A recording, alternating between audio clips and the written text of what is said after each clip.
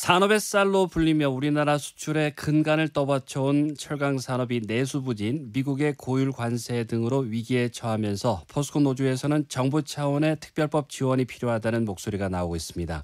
노조가 정부 차원의 대응을 촉구하고 나선 거는 상당히 좀 이례적인 상황이라는 이야기가 나오고 있는데, 포스코그룹 노동조합 연대 의장인 김성호 포스코 노동조합 위원장 연결해서 관련한 이야기 나눠보겠습니다. 안녕하십니까? 안녕하십니까. 포스코 노동조합 위원장 김성호입니다. 반갑습니다. 네. 자, 먼저 그 포스코 그룹 노동조합 연대라고 이제 소개를 드렸는데 어떤 곳들이 함께하고 있는 겁니까? 네, 저희들 2년 전에 결성이 됐는데요. 저희들이 한 5개사입니다. 포스코 엠텍, 포스코 모빌리티 솔루션, 이렇게 5개가 노동자들의 권익과 철강 산업 위기 극복을 위해서 뭉친 그런 연대라고 보실 수 있습니다. 네, 그렇군요. 정부의 철강 안보 특별법 제정을 요구하셨다는 그 뉴스를 봤습니다. 이제 노조가 정부 차원의 대응을 이렇게 촉구하고 나선 거는 이례적이다라는 이제 평가가 나오는데, 그만큼 이제 이 철강 산업이 좀 힘들다고 봐야 되겠죠? 네, 그런 것도 있지만 앞으로 노조가 가야 될 방향은요. 네. 예전처럼 배고파서 못 살겠다 이런 개념이 아니고요. 페이노사 문화라고 저희들이 얘기하고 있는데요. 회사가 미래의 먹거리를 노사가 함께 찾고 거기에 대한 수익이 나오면 조합원들한테 분배를 하고 그 분배된 걸 가지고 지역사회를 위해서 또 환원하는 이런 선순환 구조를 갖고 있습니다. 그렇기 때문에 당연한 거고요. 일단 회사가 잘 돼야 되는 부분이 있고, 아시다시피 이게 철강은 산업의 쌀이라고 불릴 정도로 상당히 중요한 국가 안보 산업입니다. 하지만 지금 아시다시피 트럼프 위기에 대한 리스크, 관세 리스크, 그다음에 아리백이라고 유럽, 미국 이렇게 블록화가 해가지고 탄소 중립 정책, 그다음에 이제 중국산이 이제 우리 쪽으로 많이 들어오고 있는데, 그 이유가 중국산 철강 제품이 미국 관세 때문에 들어가지를 못해요. 네. 유럽도 그렇고. 그러다 보니까 이 대한민국은 오픈 마켓이지 않습니까? 대한민국으로 밀려 들어오다 보니까 상당히 어려운 시기를 겪고 있습니다. 이렇게 좀 말씀드릴 수 있습니다. 네네. 그러니까 이제 정말 그 회사와 노조의 그 노력만으로는 이제 위기를 극복하기 어렵기 때문에 직접 나섰는데, 현장에서 느끼는 실태는 그러면 어느 정도라고 볼 수 있을까요? 지금 듣는 분들이 봤을 때. 저희 포스코가 지금 물량이 좀 많이 줄고 있고요. 네. 원가 부담이라든지 이런 게 좀 이루어지고 있고, 또 우리 말고 우리 철강사가 있지 않습니까? 많은 중소기업 철강사들도 지금 거의 공장 가동률이 엄청나게 떨어지고 있는 그런 상황입니다. 그리고 현대제철 같은 경우도 지금 많이 힘들지 않습니까? 마찬가지로 공장이 폐쇄가 되고, 이런 것들이 체계적으로 현장에서 지금 많이 느끼고 있는 그런 위기 상태라고 보시면 됩니다. 네, 그렇군요. 그러니까 철강 산업이 탄소 중립이라든가 또 고환율이라든가 또 보호무역주의라는 이런 또 삼중고에 대해서도 이제 전반적으로 말씀을 해주셨습니다만, 여러 가지 지금 중소철강 업체들 같은 경우는 또 도산 위기에 직면해 있는 업체들도 그렇습니다. 있는데, 당장은 이제 힘든 여건입니다만, 그래도 이제 앞으로 그래도 좀 전망이 여전히 어둡다고 봐야 되겠습니까? 어떻습니까? 이게 중단기적으로 또 중장기적으로 봤을 때 어떻습니까?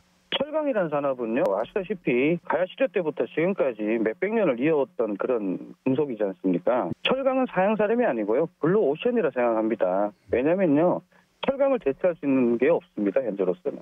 그 레드오션이라는 개념은 대체제가 있는 걸 얘기하는 거거든요. 철강은 무궁무진하게 앞으로 발전 가능성이 있습니다. 그리고 이제 지금 약간의 이제 철강이 이제 공급이 많다 보니까 치킨 게임을 하고 있는데요. 네. 우리가 고품질, 고부가 가치관을 계속 생산함으로써 어느 정도 우리가 또 이런 부분과 탄소 중립 관련된 수소환원 제철에 대한 어떤 기술이 현실화된다면 충분히 여기에 경쟁력에 있어서 이길 수 있다고 생각을 합니다. 네. 그러니까 현재로서는 좀 전망이 밝다고 보기는 어렵지만은 장기적으로는 이제 회복 가능성이 충분히 좀 있다고 보시는 거고, 특히 이제 예를 들어서 수소환원 제철 같은 친환경 기술이 이제 상용화되면은 글로벌 시장에서 좀 경쟁력을 되찾을 수 있을 것이다, 이렇게 보신다고 볼 수 있겠습니까? 네, 그래서 지금이 엄청나게 중요한 골든타임이라고 제가 말씀을 드리는 거고요. 네. 지금이 중요합니다. 지금 힘든 시기이기 때문에 지금을 잘 버텨내야 되고, 앞으로 잘 R&D라든지 이런 걸 해야 될 아주 중요한 포인트라고 보시면 됩니다. 그러면 그런 의미에서 이제 지금 철강 안보 특별법, 크게 이제 3가지 핵심 과제를 담았다고 들었습니다. 구체적으로 어떤 내용을 담고 있습니까, 위원장님? 지금 미국이라든지 중국이라는 데는요, 산업용 전기요금이 엄청나게 쌉니다. 아시다시피. 근데 저희들은 지금 산업용 전기요금이 상당히 좀 고정비의 매우 높은 비중을 차지하고 있어요. 그래서 네. 이제 산업용 전기요금에 대한 개편, 개선 부분을 저희들이 요청하고 있고요. 두 번째는 국가 R&D 투자 확대, 기술 경쟁력 강화인데요. 또 일본이라든지 미국이라든지 유럽이라든지 이런 데서도 적극적으로 정부에서 지원하고 있는 사업입니다. 가야 될 방향이고요. 네. 이거는 우리가 할 수 있는 부분이 아니고 수많은 돈, 엄청난 돈이 많이 들기 때문에 8천억 이상이 들기 때문에 대한민국 정부에서요. 타 나라처럼 적극적으로 투자하고 지원이 필요합니다. 이건 노사간이 할 수 있는 부분이 조금 힘든 부분이 있는 부분이고요. 그리고 이제 정부하고 기업, 연구국위원, 그다음에 각 협력 체계를 좀 강화해야 되고요. 그리고 노사정 협의체 제도가 좀 필요합니다. 아까 말씀드렸지 않습니까? 노사가 다름이 없습니다. 회사가 이제 생존의 문제이기 때문에요. 이게 철강업이 죽으면 제조업이 죽고요. 네. 제조업이 죽으면 지역 경제가 죽고 지역 경제가 사라지면 대한민국이 사라진다는 겁니다. 그렇기 때문에 이제는 노사가 다름없이 노조, 정부, 그다음에 회사, 노사정 협의체가 반드시 필요하다고 생각을 합니다. 네, 이 중국산 저가 철강제에 대한 이제 대응책 마련까지도 이렇게 포함을 하는 겁니다. 지금 수소환원 제철 전환에 대한 실질적인 지원 확대라든가 또 네네. 산업용 전기 요금 인하라든가 뭐 이런 이제 세 가지가 지금 그 포함이 되어 있는 것 같은데 핵심 네. 과제로 그러면은 그 중국산 저가 철강제 이 부분은 현실적인 어떤 조치가 필요하다고 보십니까? 아시다시피 우리가 지금 철강 원산지 표시가 참 중요하거든요. 네, 예를 든다면 식당 같은 데 가도 돼지고기, 소고기가 원산지가 표시되지 않습니까? 근데 우리 아파트에는 우리 대한민국 철강을 쓰는지 중국산 철강을 쓰는지 모른단 말입니다. 예를 든다면 이런 거에 대한 명확한 표기를 의무화해야 되고요. 그다음에 우리가 뭐 여러 가지 반덤핑 AD를 치면 좋겠지만 사실상 중국하고 교류에 있어서 철강 하나 때문에 AD를 치기에는 부담이 되지 않습니까? 그런 부분에 있어서는 대한민국에서 국내산 철강을 이용하는 기업에게 네. 어떠한 세제 혜택 등 인센티브를 제공하는 방식으로 국내 철강 산업을 보호하고 공정한 경쟁 질서를 확립할 수 있을 거라고 생각을 합니다.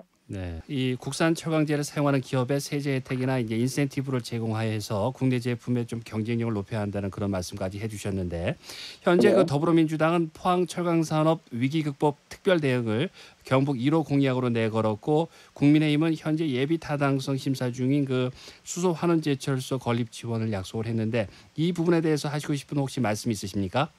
지금은 정치권이 선택이 아닌 필수로 철강업, 제조업을 살려야 됩니다. 근데 관심을 가져주는 거에 대해서는 환영할 일입니다. 하지만 필수적인 관심이나 선거처럼만 반짝하는 그런 정책 언급만으로는 솔직히 도움이 되지 않습니다. 이런 거죠. 철강 산업은 안보입니다. 안보. 왜 트럼프 정부가 US를 관련해서 바이든 정부도 마찬가지고 민감하게 하는 걸 잘 아시죠? 네. 철강은 안보기 때문에 그런 겁니다.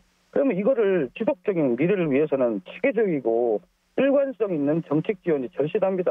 이제는요, 그 선거철이라도 반짝할 게 아니고요. 정치권이 얼마나 이 책임 있는 태도로 철강 산업을 대하는지 끝까지 지켜볼 거고요. 진정성 있는 행동을 통해서 지역 경제를 살리고 대한민국 경제를 살리는 그런 정치가 되었으면 좋겠다는 말씀을 드립니다. 네. 관련해서 끝으로 혹시 남기고 싶은 말씀 있으시면 좀 덧붙여 주시죠. 이런 말씀드릴게요. 우리가 이제 포항 같은 경우에는 이제 철강이 주 본원 경쟁력 아니겠습니까? 지금 포스코라든지 현대제철 그다음에 수많은 그 포항에 있는 기업들이 많이 어려운 상황이 있습니다. 이렇게 되면 저출산 문제도 마찬가지죠. 이 지구역이 이제 소멸될 수 있는 이런 부분이 있습니다. 그래서 제조업 강국이 대한민국의 강국이 될 수 있듯이요. 이제 대한민국 정부뿐만 아니고 포항시 그리고 포항에 있는 여러 가지 국회의원분들 모두가 합심해서 대한민국 우리 포항에 있는 철강 그다음 제조업을 살려야 되는데 한 목소리를 내어야 된다고 생각합니다. 이제는 선택이 아니고 필수입니다. 생존의 문제고요. 반드시 이제는 노조도 이렇게 나서지 않습니까? 그래서 노조와 정치, 그다음에 우리 회사 같이 힘을 합쳐서 잘 사는 포항을 한번 만들어봤으면 좋겠다.